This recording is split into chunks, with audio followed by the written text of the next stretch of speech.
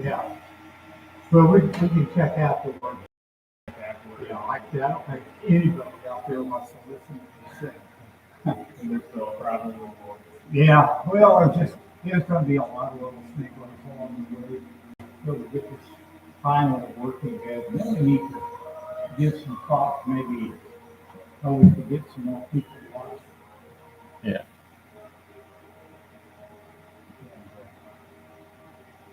Might do some good stuff, so might get somebody come once in a while. You know, sit back there listening to the singing, it doesn't take three or four people to make a big difference in what this sounds like. Yeah, sounds great. Makes you think of church.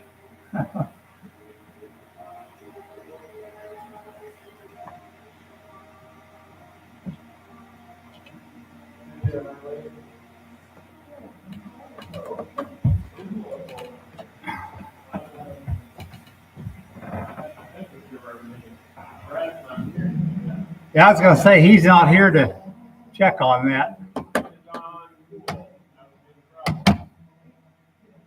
Yeah. Well, it's been kind of warm, so, and it probably won't be long till it's gonna be warm again.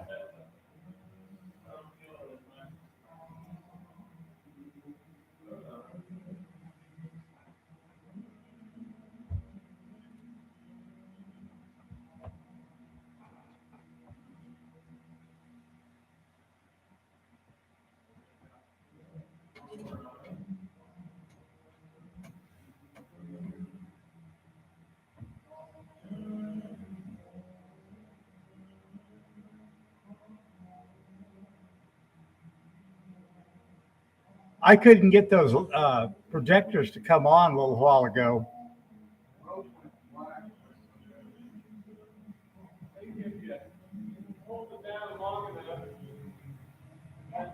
Yeah, the battery's probably going in them. I think I've replaced that battery twice now since we got those.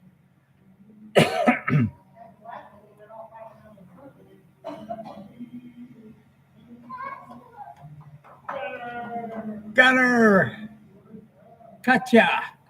Hi.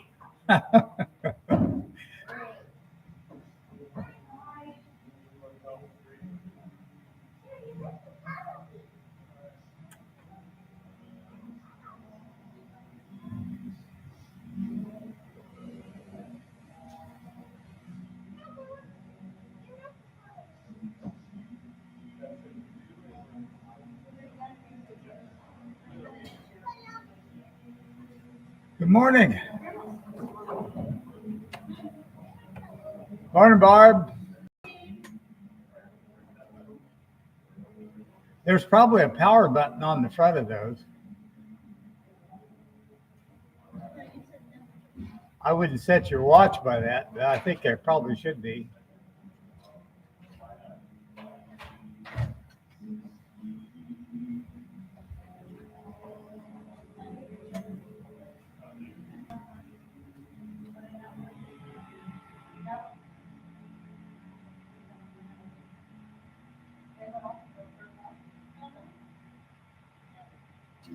We might have to keep that ladder out here.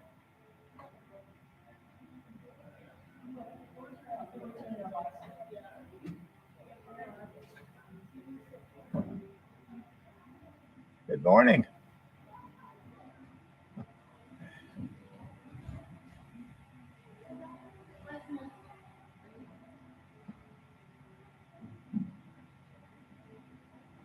Hey, David.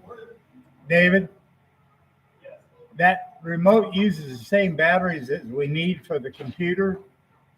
And I think I'm going to Walmart in the morning. I'll see if I can pick up a package of them. Okay. They're like a CR123 or something like that. The same battery. Yeah, they look like a quarter.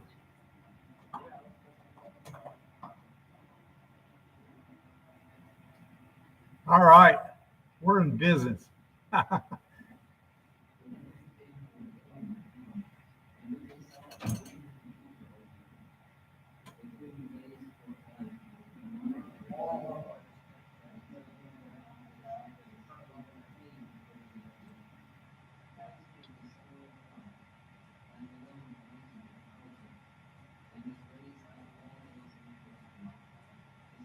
Morning, Kaylee.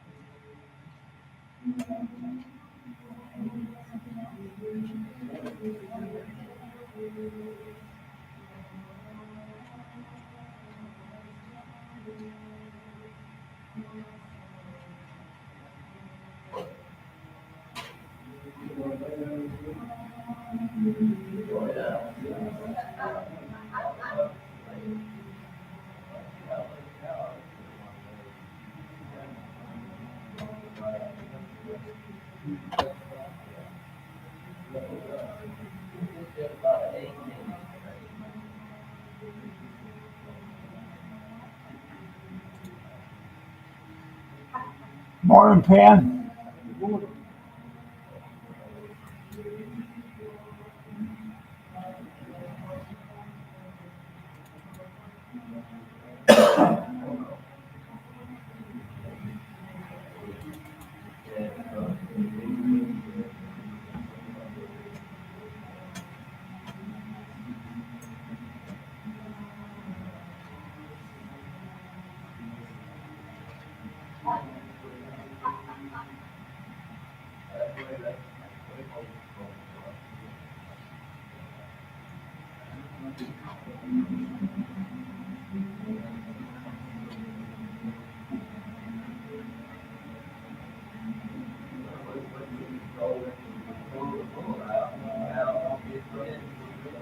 Hey, hey, bud.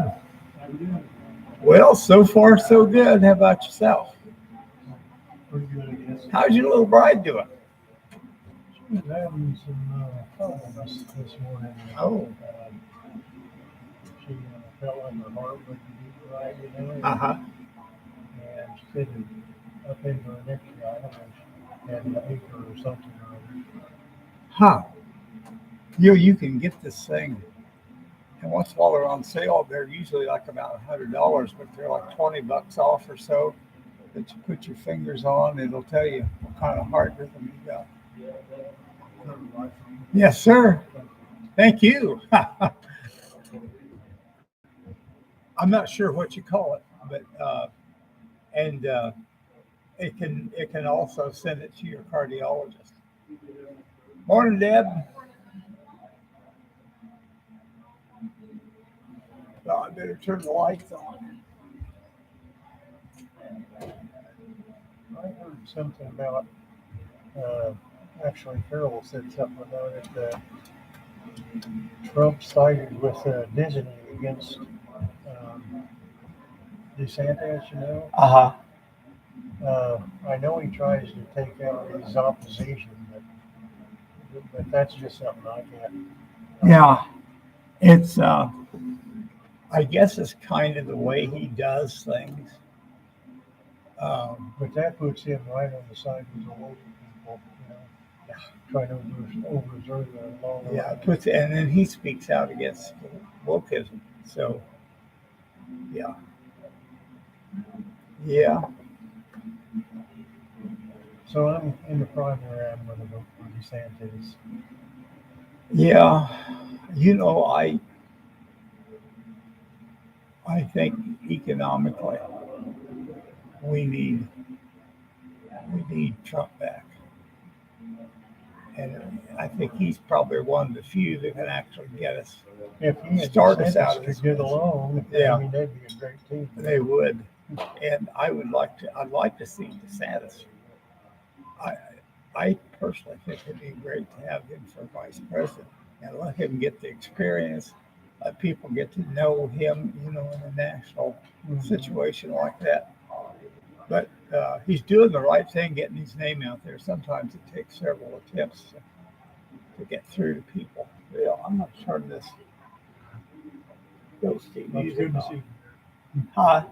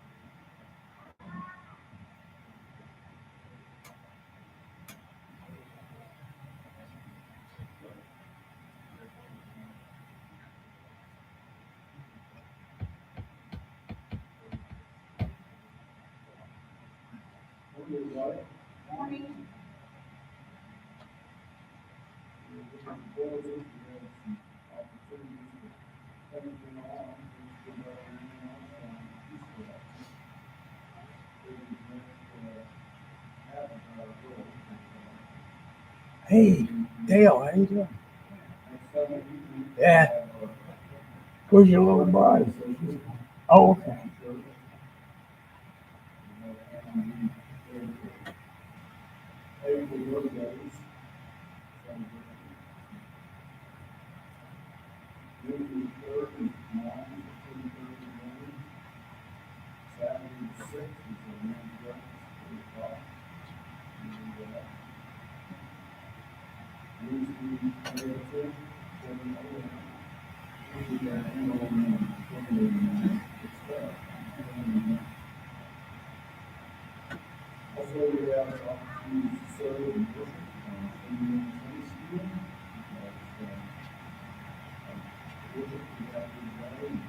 Morning, Rebecca.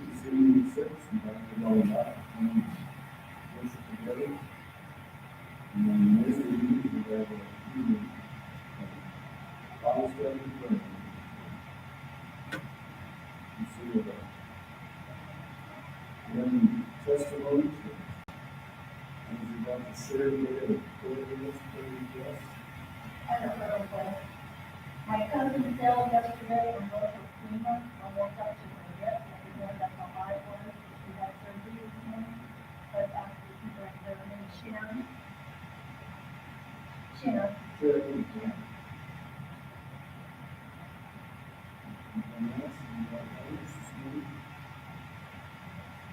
I'd also like to thank the church ladies coming in. You did very well for the next, pregnancy crisis center. When the lady delivered it for me, she came back to me, how deep was my trunk? And the thing was kept coming. So they were very thankful. I didn't put on our page, they come together, they really appreciate it.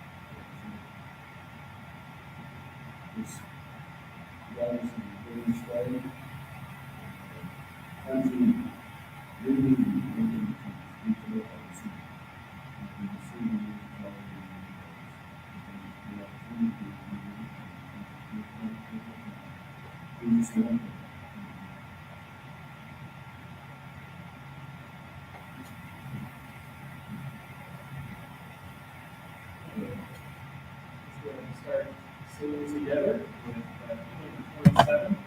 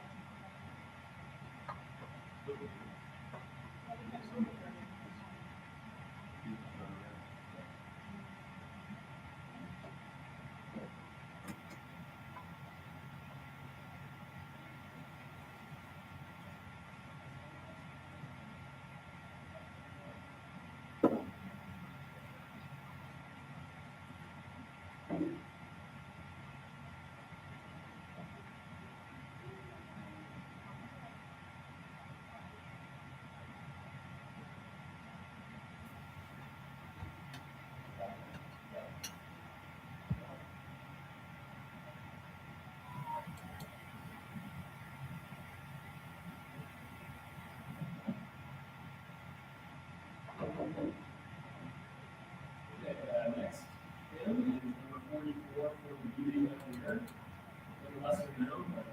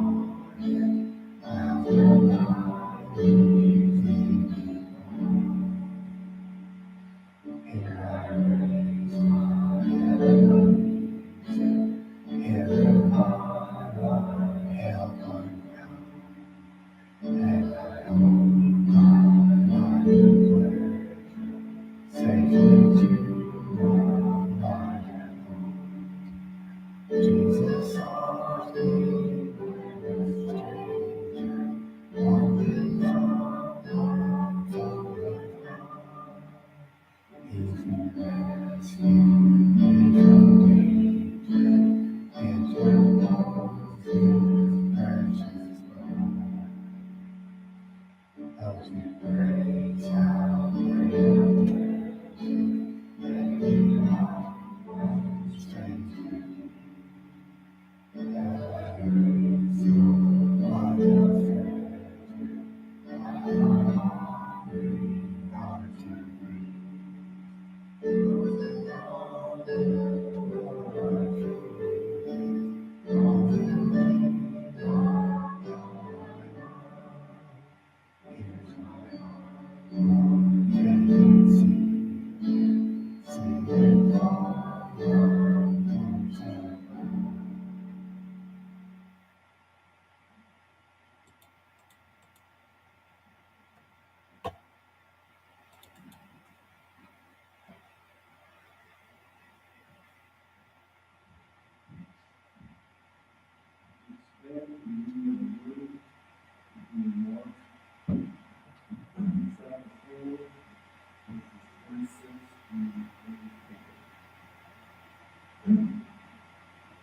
also said, this is what the kingdom is like. A man scatters seed in the ground, not in the earth. Whether he sleeps or gets up, the seed sprouts, and he grows, though he does not know how. All by itself, the soil produces grain. First the stalk, then the head, then the full kernel in the head. As soon as the grain is ripe, he puts the second to it, because the harvest is coming. Again, he said, what shall we say the kingdom of God's like? And what word shall we use to describe it? It is like a mustard seed, which is the smallest seed planted in the earth. Yet when planted, it grows and becomes the largest of all garden plants. With such big branches that the birds will prepare and perch in its shade. With simple courage, he spoke the word to them, as much as they could understand.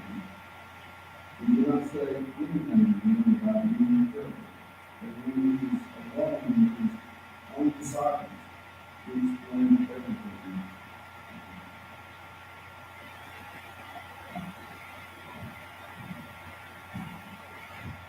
We can be seated, and the kids, if you come up.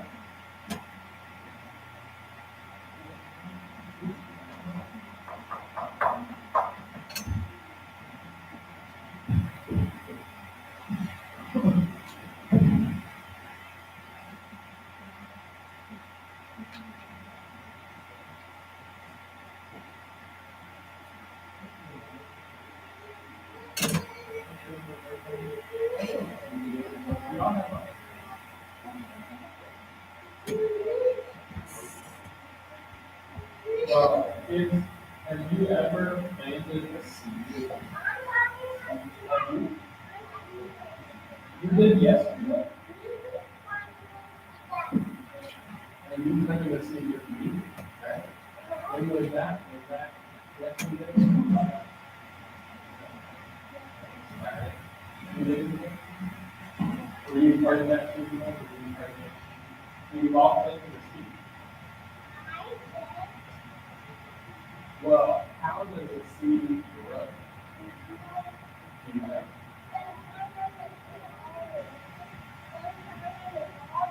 Contact with water?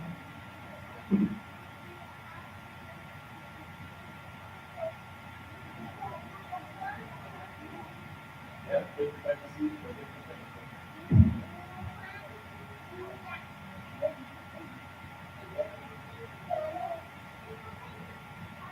Yeah, all kinds of things, right? Did you know that Jesus uses a seed to describe what it's like when the Word of God comes inside of you? It's planted in there, and you can't see what's going on, just like with seed. You come to the seed, you can't, you don't know what's going on, but eventually it grows. Right? And isn't it really cool how put something in there and you see what happens when something comes up? Well, that's what the Word of God is like. That He's planted in. You don't know how it grows. Right? It's go back to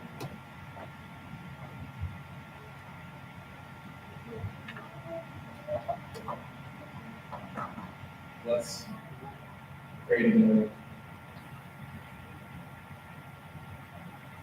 Dear Lord, we come before you, we come before your word, and ask that you would help it to grow and flourish in us. Lord, recognize that we are still growing in so many different ways. We will be growing until you return or until you call us home. And Lord, we just ask that you help us to understand these parables, help us to understand the nature of your kingdom, and pray that you would press these things upon our hearts this morning. Pray in Jesus'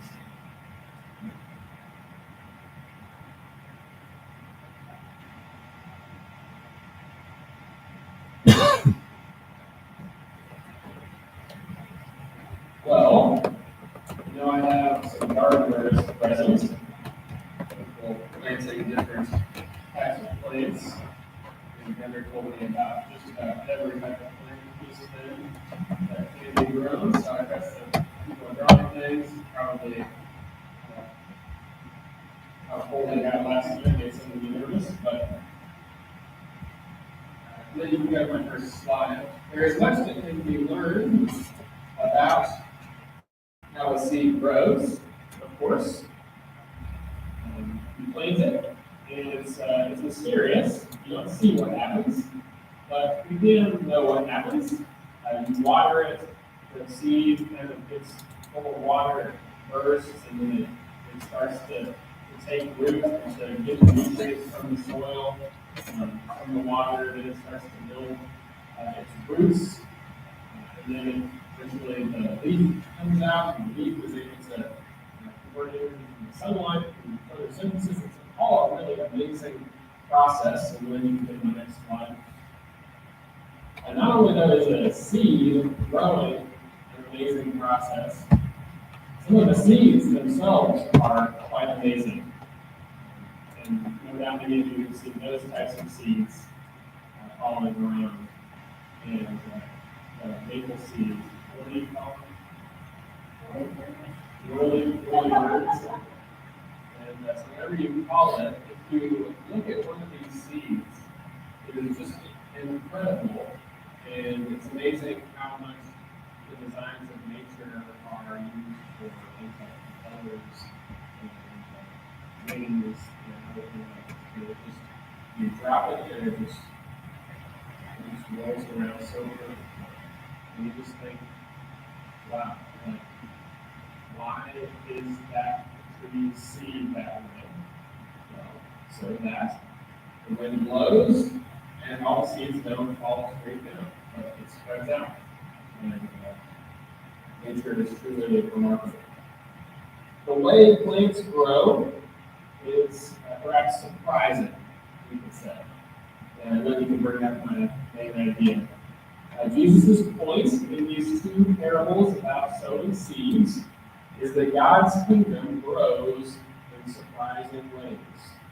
You can summarize these two parables that way. God's kingdom grows in surprising ways, and we can tell this from a couple of parables about planting seeds. So we're in Mark chapter 4. We've been there for several weeks now, and this is Mark's parable chapter. So Jesus told tons of parables, but Mark focuses on them in this chapter. And we saw Jesus start with the parable of the sower. So we've already been here. You might find this a little bit familiar. A parable of someone sowing what? Seed, right? So we're back kind of where we started. And the parable of the sower is interesting because Jesus tells us when the disciples are like, hey, what does that mean? And then he explains this to them. So it's kind of twofold. It's almost like there's two parables within that one parable. And then last time we saw Jesus tell two more parables that were related, the lamp and the measure. We saw that last week. Things are hidden so that they'll be revealed. And with what measure you measure, it will be measured to you. In other words, measure with the right type of measure. My kingdom is not one, I use the analogy of shopping. You don't measure this in what you expect. You have to measure in things that you wouldn't necessarily expect. Measure in block. And So we've seen in these various parables, two parables of the sower, two parables of lambs and vinegars. We see that the kingdom is surprising. We should expect that again as we come to another twofold parable about sowing. And that's what we're going to see today. As you can tell on the back of your bulletin, you have the two parables about surprising growth. The first one, as we'll see, is going to differentiate the two. The first one is going to talk a little bit about coming judgment, surprising growth in the kingdom and coming judgment. And the second one is going to be about surprising growth and the coming kingdom, which is slightly different. And then we're going to see Jesus sort of conclude there with his activity of explaining everything in parables. So let's look at each of these a little more closely. First, the surprising growth and coming judgment. I'll read this again, Mark 4:26. It says, and he was saying, the kingdom of God is like a man who casts seed upon the soil. And he goes to bed at night and gets up by day, and the seed sprouts and grows. How? He himself does not know. The soil produces crops by itself, first the blade, then the head, then the mature grain and head. When the crop permits, he immediately puts in the sickle because the harvest has come. So what does this one mean? It's an interesting one. It's actually only found in Mark's Gospel. Matthew doesn't have it. Luke doesn't have it. So we don't have elsewhere to go, really, to understand it. Unfortunately, Jesus does not explain this one to us. We know that he explained everything to his disciples, but we kind of have to, look around at the other parables and think about it and decide what we think it means. You might think as you hear this parable, this is kind of, an unrealistic farmer. He sows his seed and he goes to bed and he wakes up and how the seed is growing, he doesn't know. But you think, man, farmers both then and now did a lot more than this. Make the soil a certain way, you water the seed, you cultivate things so that it will grow. But this is, keep in mind, parable. Jesus is trying to make a point, and then he sort of oversimplifies things to the point where he says, you have to sow seeds, and then he just kind of sleeps and gets up and sleeps and gets up, and how this is working, he doesn't know. The fact that he's zeroing in on the fact that the farmer has no control over what's going on will turn out to be the main point of what he's saying. That only helps us so much, though. The point is, the farmer doesn't really have control over what's going on. So what could it mean? Well, there's two basic options for what this means. One is there's a lack of human control over the growth of the seed, which would be, if we're keeping the same idea throughout these parables, the Word of God. There's a lack of human control, and so God causes the growth. In other words, the farmer is not the one who is controlling what happens. When you see that seed go into the ground, yeah, there's stuff we can know about what happens, but from our perspective, it goes in there and we're just like, well, seed's going to do its thing. It's out of our control. God causes the growth. This, as I found out, is actually the way most interpreters, most scholars see the meaning of the parable, is that God is the one who causes the growth, not us. There is, however, a second way that we can look at it, I believe. And if you notice in verse 28, this is why I think this is the second way to look at it. Verse 28, the soil produces crops by itself.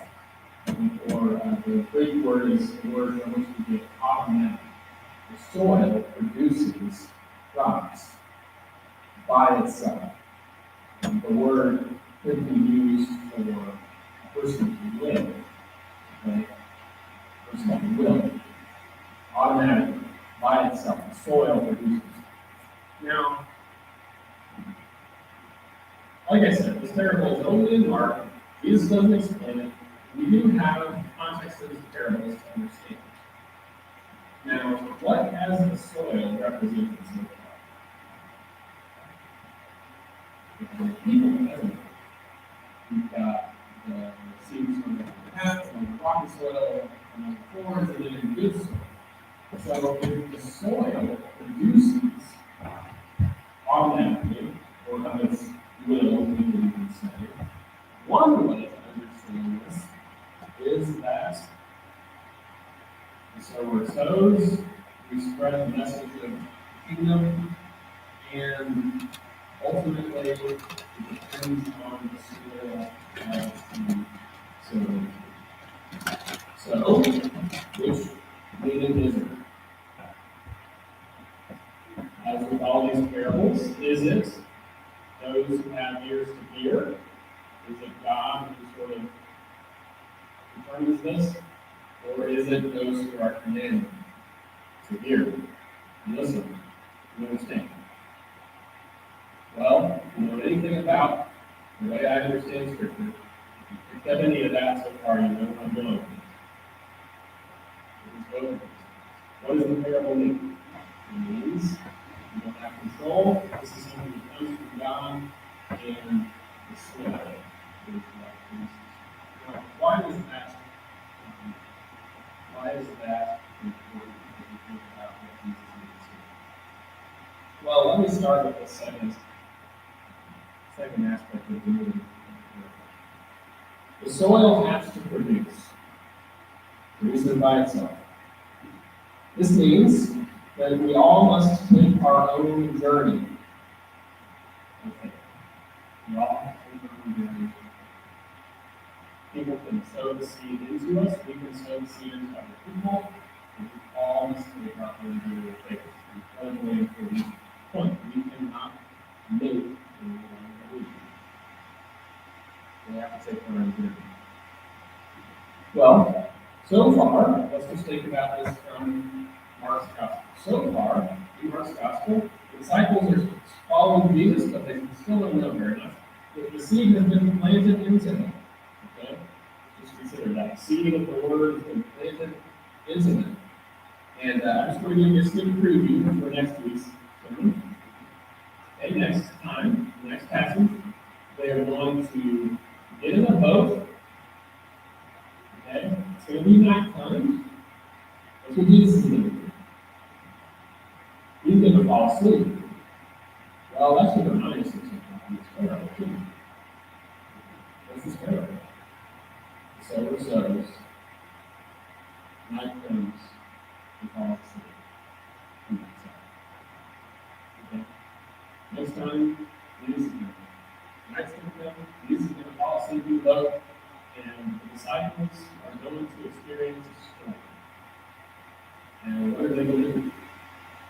They're going to demonstrate what that faith can have. The interesting thing that we'll see next time is that the disciples, the disciples are going to show characteristics of the rocky soil, because trouble is going to come and they're going to doubt. They're going to say, Jesus, what are you doing? Don't you care? Jesus is going to say, they're going to be kind of like rocks. But as we see as well, they're also ones who receive Jesus. They are exhibiting characteristics of good soil. This is an incredibly important point. Because the point is, the soil produces, and those of us sowing the seed, we know not how this works. It just does. We don't know what's going on inside of a person's heart any more than we know what's going on underneath the soil, all the countless seeds that we grow there. That's one meaning. Very important. I think as we appreciate this point, we can appreciate the fact that anyone who tells their personal testimony of how they came to know the Lord and follow Him afterward, any testimony takes time to tell, doesn't it? Any testimony takes time to tell. Even for those people who someone tells them, perhaps, the gospel, or perhaps they just read the Bible. decide to believe just like that. Even for those people, you ask them to tell their testimony, and there's a whole story behind that, that led them to that moment. And then there's a whole story after that that's about the growth of that faith that was placed into them. I think of one person in particular who was in college and he didn't want anything to do with God. There was this one person in his dorm that was kind of a person who people picked on, and he was part of picking on him. He even gave him swirlies. You know what a swirly is? Pretty cool stuff, right? Well, that student, that person who was picked on, came to his door one day and said, "Did you know that you were a sinner and you were a savior?" And he said, "You know, you're right." Well, that's an incredible. Well, that doesn't usually happen. Somebody's just like, light switch. I wonder, but even he has this long story of what brought him to that moment and story of following the Lord. And by the way, he became a seminary professor, pastor. The rest is history. Sometimes the seed is dormant. By the way, seeds, as we plant them, some of them are dormant. There's a reason for that because it's not advantageous for seeds to all grow up at exactly the same time. Some grow up later, some grow up later. And it's all a matter of what will happen with seed. We do not have control over them. We all must take our own journey. So that's one aspect. The other, I think, like I said, the majority of scholars think this parable is about the fact that God is in control of this, and I certainly think that's the case. In fact, Paul says something very similar if we turn your attention to 1 Corinthians chapter 3.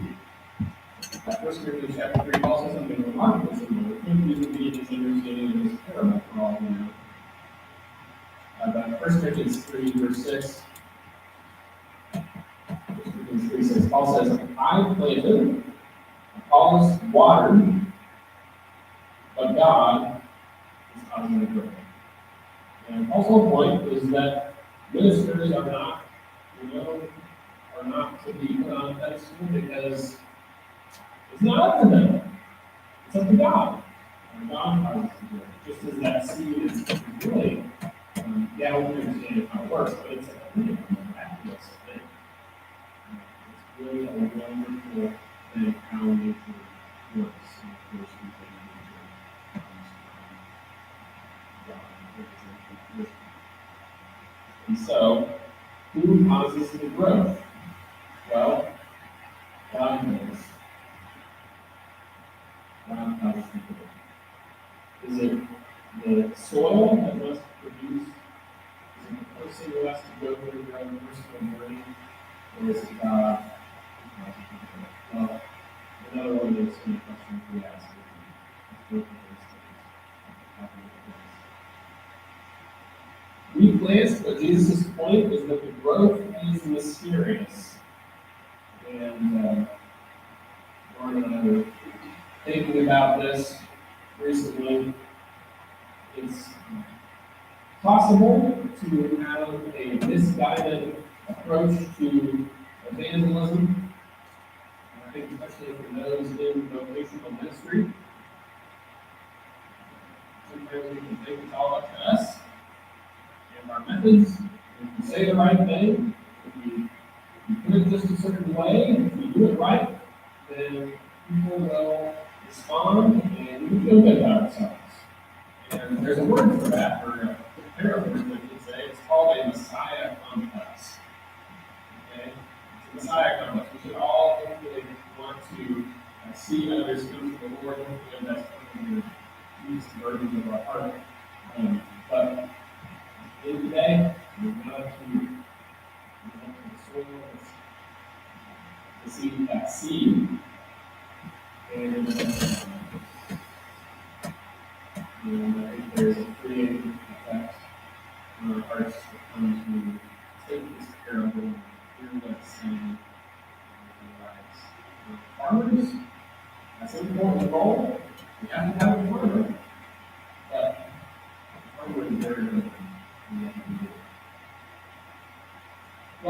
mentioned that this is a parable about surprising growth. For daily appreciating. And coming judgment, you might wonder about the coming judgment part. And that is, I think that from verse 29. When the crop permits, when this grain does grow up and be produced, farmer immediately puts in the sickle because the harvest is come. And when Jesus says that, he would have reminded his audience, certainly his Jewish audience, everyone listening to him was Jewish, of Joel. Joel's prophecy.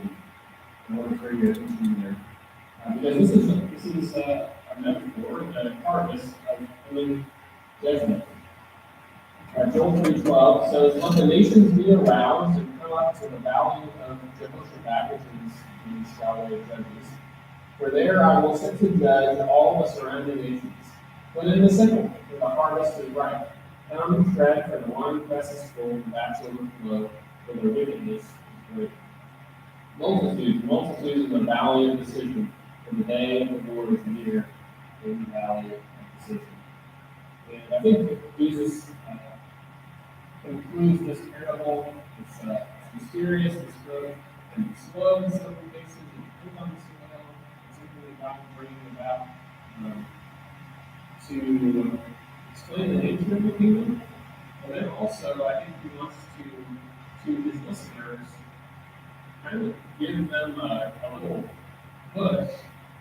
Say, okay, if part of this is how the soil is responding, you better respond because the day is going to come when some of them have grown, others have not, and sickle is coming in. And judgment is coming. So that is the nature of the kingdom. It grows very mysterious ways to us. We do not control this, but eventually the harvest will come, and all we can do is ask ourselves for ready for that. Okay, the second parable of seed begins in Mark 4, verse 30. This is again surprising growth and coming kingdom. Mark 4:30, Jesus continues, and he said, "How shall we picture the kingdom of God, or by what parable shall we present it? It is like a mustard seed, which, when sown on soil known as smaller than all the seeds that are upon the soil, yet when it is sown, it grows up and becomes larger than all the garden plants, and forms large branches, so that the birds of the air can nest under its stem." Okay? This is another parable that is kind of like the last one, in that if you want to be really critical, you could say, well, there are seeds that are smaller than the mustard seed. Just like you can say, yeah, farmer does more than just plant the seed and then seed can rise and seed can rise. And again, the obvious response would be, this is a parable. Okay, let the parable be what it is. And the point is that there is no seed like the mustard seed that is so teeny tiny. One of the very smallest seeds that there is that grows something that can be likened to a tree. The mustard seed, as I understand, is not quite a tree. But the point is that this incredibly small seed surprisingly grows this plant that is larger than all the other plants, certainly in the garden. The birds can come and nest under its shade.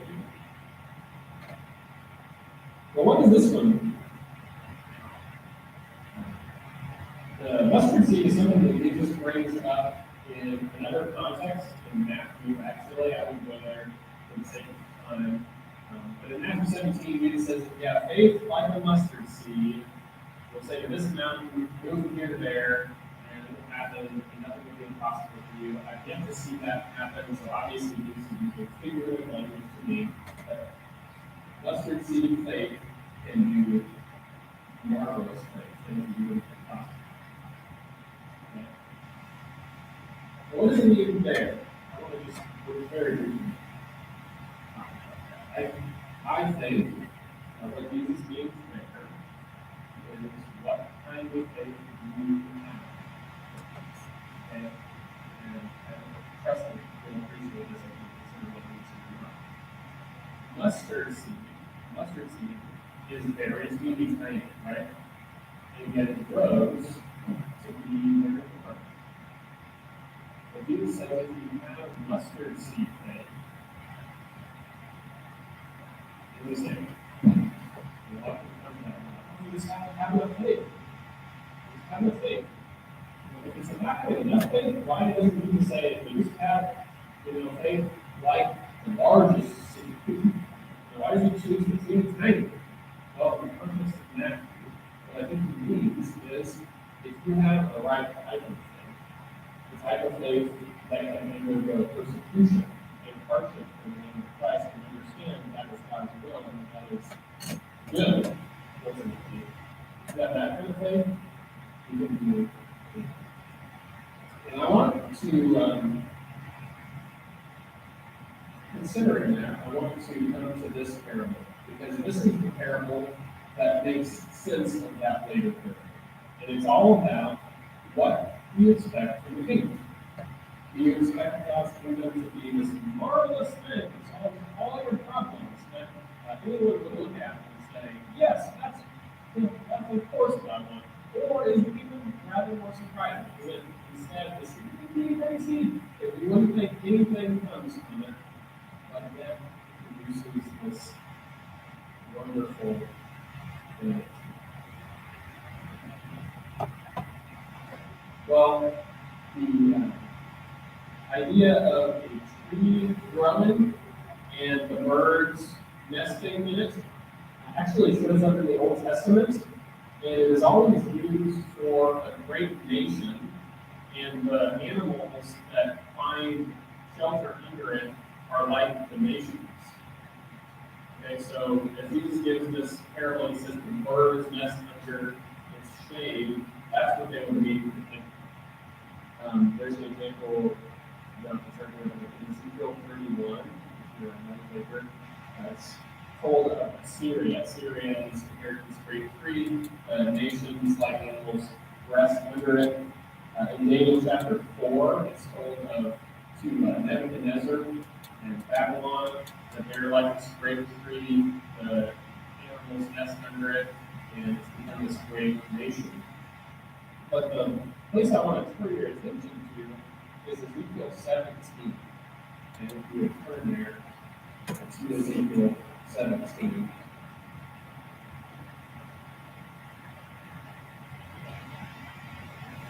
Isaiah, Jeremiah, Ezekiel 17. Well, when you turn to Ezekiel 17, there's a parable. And the parable is having to do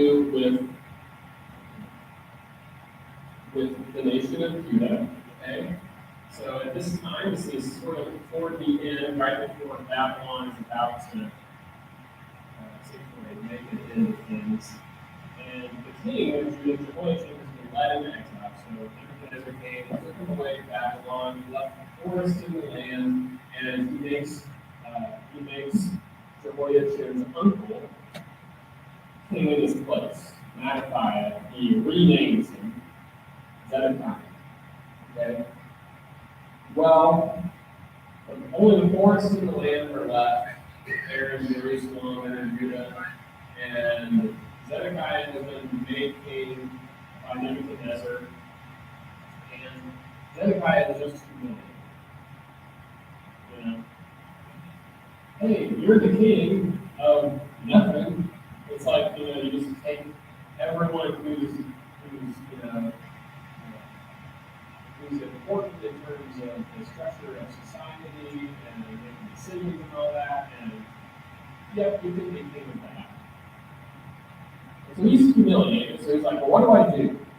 And so he decides that, well, Egypt is kind of powerful, and so he sees that he can get help from Egypt. And then God has Ezekiel tell this parable to Zedekiah. And I'm going to read this, Ezekiel 17, verse 1. Now the word of the Lord came to me, saying, Son of man, propound a riddle and speak a parable to the house of Israel, saying, Thus says the Lord God, a great eagle with great wings, long pinions, and a full plumage, many colors, came to Lebanon and took away the top of the cedar. He plucked off the topmost of its young twigs and brought it to a land of mercies, and set it in a city of traders. He also took some of the seed of the land and planted it in fertile soil. He placed it beside abundant waters and set it like a willow. Then it sprouted and became a low spread vine, with branches turning towards it. But its roots were near Emerald. So it became a vine and yielded shoots and sent out branches. Okay, so who is the eagle? He comes, plucks the stalk. So you see, this is Babylon, right? Babylon, Nebuchadnezzar has come, he's taken this away, and he's placed them in Babylon. Okay? Verse 7, but there was another great eagle with great wings and much plumage, and behold, this vine bent its roots toward him, and sent out its branches toward him from the beds where it was planted, that he might water it. It was planted in good soil beside the waters, and it might yield branches and bear fruit and come. Say, thus says the Lord God, will it thrive? Will he not pull it up its roots and cut off its fruit, so that it withers, so that all its sprouted leaves wither? And neither by great strength, nor by any people can he raise its fruits again. Behold, though it is planted, will it thrive? Will it not completely wither as soon as the east wind strikes it? Wither on the bed where it grew. So, this other eagle comes along. This, of course, is Egypt, and let's start sending my roots that way. It's like I've been humiliated, and I'm going to reach out to people. And God said, nope, wrong move. I sent Nebuchadnezzar and Babylon against you on purpose. You are planted where you're planted, and you need to stay put. So God explains all that in verses 11 through 21, which we can take it down. And then he returns to the parable in verse 22. And I want you to, when I read this, I want you to listen to just how similar this is to parable of the mustard seed. Verse 22. Thus says the Lord God, I will also take the sprig from the lofty top of the cedar and set it out. I will pluck from the topmost of its young twigs a tender one, and I will plant it on a high and lofty mountain. On the high mountain of Israel I will plant it, that it may bring forth boughs and bear fruit and become a stately seed.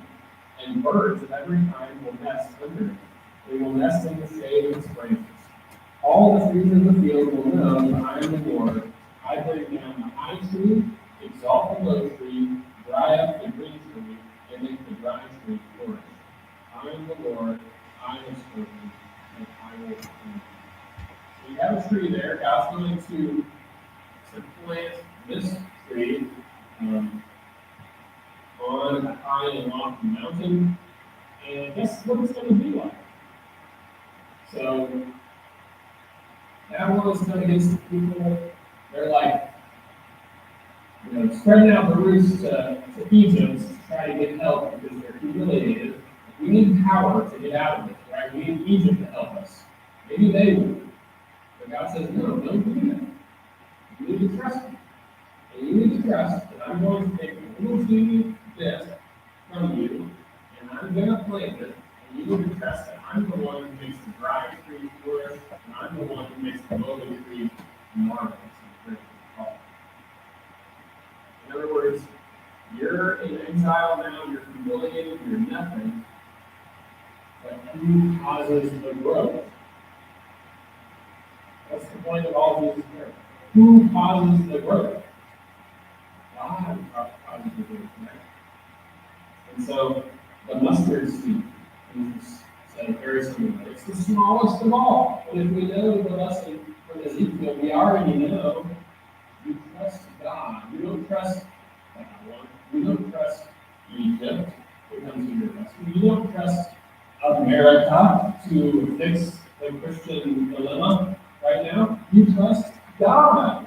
You trust that the Word takes roots and fruit in human hearts, and that God will cause something that seems like nothing to grow. We don't take our confidence in big, powerful people promoting Christianity. We take our confidence in the fact that the word has been sown into our hearts and that it will grow. We will have to trust God. That is the point of the prayer that I want to receive. God is going to use farmers who have little control over what they're doing. They sow seemingly nothing, but it's going to grow. That's the nature of it. I once heard a sales strategist who said that he taught salesmen how to sell things and how not to sell things. And he said, first thing I have to do is deprogram all the sales because this is how they're going to want to sell things. They're going to want to hype up the product and show the person why they can't live without it, and they're going to make this thing as attractive as possible. What's wrong with that? Isn't that the only option to sell things? He says, no. That is not the way to sell it. You can perhaps sell a few things that way. You can perhaps burden someone with something that they purchase and they have buyer's remorse and they realize that they need it. Or, as a salesman, you can instead take this. You can actually be a good person. And you can work with the person and say, what do you do? How can I help you? How can I give you something that in the long run is going to make a good difference? That is going to be worth the cost. This is so commonsensical, and yet the salesman naturally goes to, okay, this person can provide us, regardless of what they actually need. How do you just tell the person what they need? And the gospel is the same way, isn't it? And yet sometimes in our evangelism, we're really good at promising heaven. And don't mention the fact that you might have to suffer in the process. We're really good at mentioning that we'll be saved, but sometimes we gloss over the fact that you actually have to despise the fact that you're a sinner.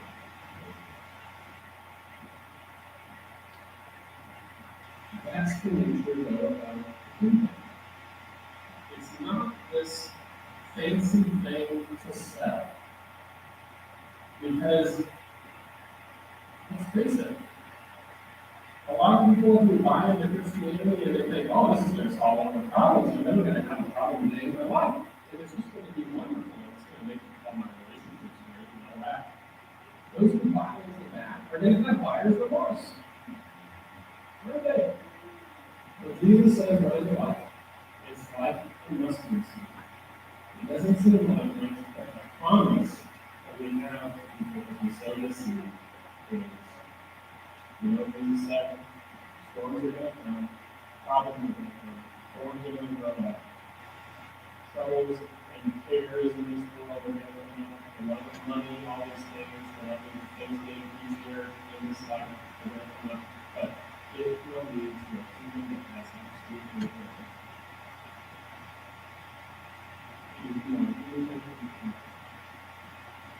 It becomes greater than all plants in the garden, and the birds which represents all nations will nest under its tree. It takes faith. It takes faith. If it were the largest seed, it would take faith. It's the smallest. Well, we conclude verse 33. With many such parables, he was speaking the word to them, so far as they were able to hear. And he did not speak to them without a parable. He was explaining everything privately to his own disciples. Consistent with what we've seen, Jesus speaks in parables because some people are not ready or not willing to take the hard truths of what the kingdom is all about. But for those who are following him, for those who want to know, he'll explain it all. And if you just have patience, he'll explain it to us.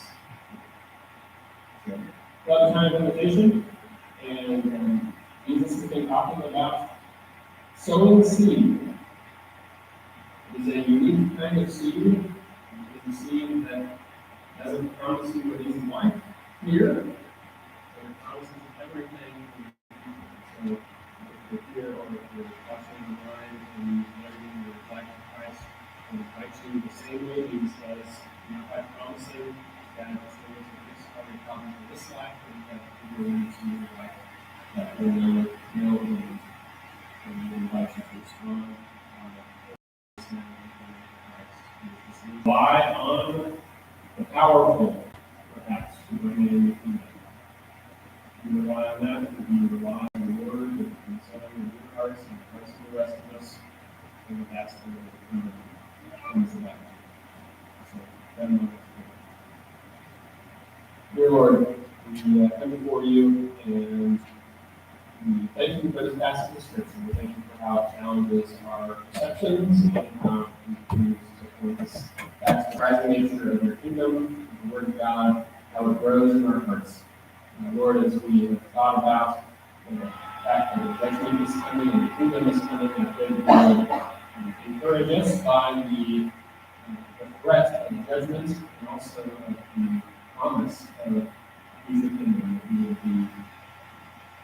would be driven out of love for the kingdom, and we would be driven honestly out of fear for the judgment that comes to those who turn aside from you and be those people in this world and think that there are no relationships. And Lord, I just pray that you help us to have faith, to see that the kingdom will grow, and believe that it lasts forever. Bolster us in this faith. Okay, if you would stand for our invitation, I want to sing a firm foundation. Remember, you can make.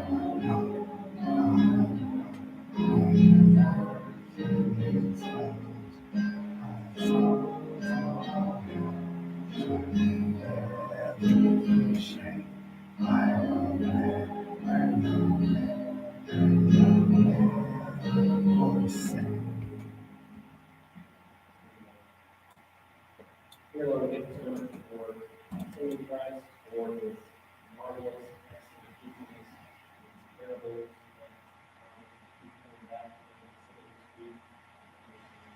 Thank you for his marvelous teacher, and everyone who is here today.